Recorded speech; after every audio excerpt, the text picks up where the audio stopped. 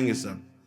कबीरदास जी महाराज काशी में विराजमान थे, लाखों की भीड़ जुटने लगी। जब उनका अद्भुत अद्भुत चमत्कार प्रकाशित हुआ तो लाखों की भीड़ जुड़ने लगी। पर चमत्कार तभी प्रकाशित होता है जब चिदानंद में चित्त वृत्ति जुड़ती है और संतों के प्रति भगवत भाव होता है। अपने कर कमल से कबीरदास जी बुन करके जो वस्त्र वो बाजार में बेचते, मूल से पुनः खरीदते और जो मुनाफा होता उससे संत सेवा करते थे। एक दिन पूरा थान लेकर के गए तो एक संत भगवान की मंडली थी, तो संत भगवान जो मुखिया थे आए और कहा पूरा वस्त्र दे दो, सबके लिए लंगोटी और अचला का काम करेगा। दे दिया।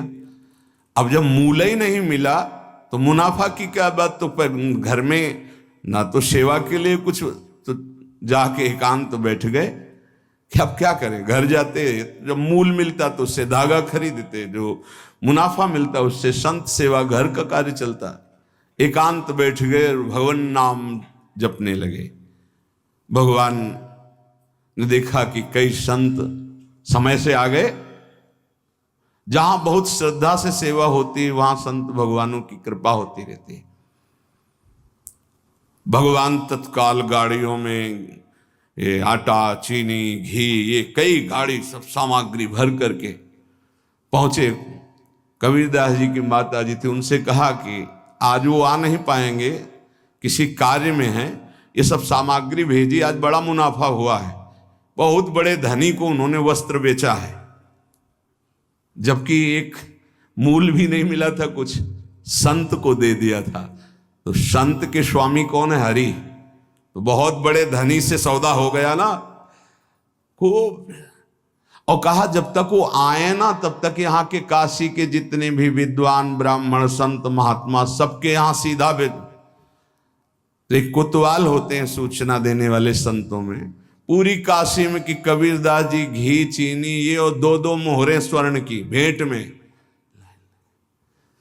तो जहां कबीरदास जी एक झाड़ी में छुपे भजन कर रहे थे, वहां से कई लोग निकले, बोले धन्य है कबीर जी को। कितना सामग्री उत्साह पूर्वक बांट रहे थे। अरे भाई बोले हम तो सोचा था सामग्री मिलेगी, लेकिन 2-2 स्वर्ण मोहरे मिली। कबीरदास जी ने कहा हम तो यहाँ छुपे बैठे हैं, कुछ था ही नहीं, ये कैसे। जब वहां पहुंचे तो वहां लाइन में सब बट रहा था। माँ बड़ी प्रसन्न थी, बच्चा आज तुमने सौदा किस धनी से किया, बहुत माला माल कर दे। वो मुस्कुराए और चुप हो। बड़ा यश फैल रहा था। कबीरदास जी ने विचार किया कि तो वो ठीक नहीं है, ज्यादा यश कीर्ति भीड़ तो फिर भजन में बड़ा विघ्न पड़ेगा। तो एक चाल चलते हैं जिससे साफ भाग जाएंगे। काशी में परम भाग्यवती वैश्या भी रहती थी, जो काशी में रह रहे, जनकपुरी में थी जैसे पिंगला वैश्या।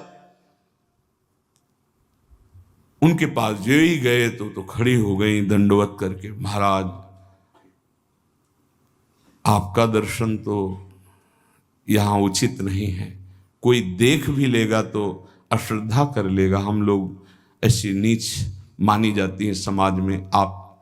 तो उनका नहीं, हम तो आए हैं आपके सानिध्य की याचना करने। कुछ समझ में नहीं आया कि इतने बड़े महापुरुष वैश्या के सानिध्य की। बोले अगर आप एक सहयोग कर दे हमारा तो। बोले हाँ।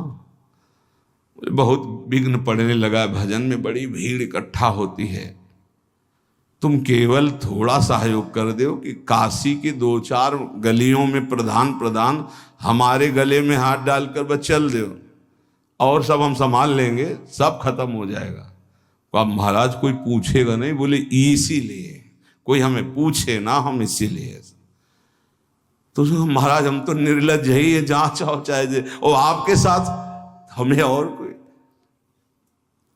गंगा जल भरा, थोड़ा उसमें रंग मिलाया, बीच बीच में गंगा जल का घूंट। और राजा तक काशी नरेश ने जब सूचना सुनी, शिष्य थे,